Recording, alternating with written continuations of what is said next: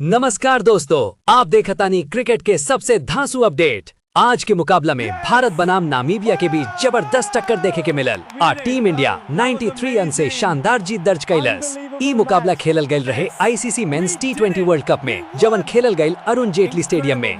Match के पूरा हाल भारत के पारी पहले बल्लेबाजी करत टीम इंडिया 20 ओवर में 209/9 रन बना दी हलस। ईशान किशन 61 रन, हार्दिक पांड्या 52 रन, धमाकेदार पारी।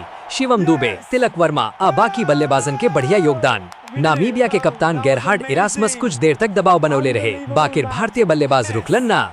नामीबिया के रन चेज 210 रन के बड़ा लक्ष्य लेके मैदान में उतरी नामीबिया टीम।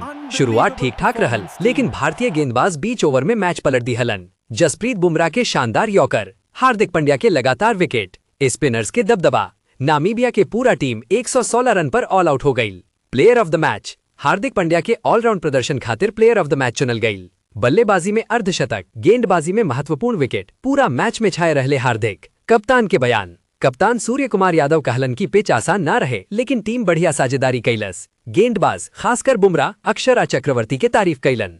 मैच के टर्निंग पॉइंट 67/2 से नामीबिया 116 पर सिमट गई। बीच के ओवर में भारतीय गेंदबाज मैच पर पूरा कब्जा जमा ली हलन। निष्कर्ष, team India T20 world cup में अपना दबदबा कायम रख ले बा। ई जीत रन के हिसाब से भारत के सबसे बड़ी जीत में से एक बन गई बा। जरा ध्यान दे, अगला मैच पाकिस्तान से 15 तारीख के बा। पूरा मैच के समाचार जाने खातिर लाइक करी, चैनल के सब्सक्राइब करी, आ कमेंट में बताई अगला मैच में कितना रन से जीत मिली। जय हिंद।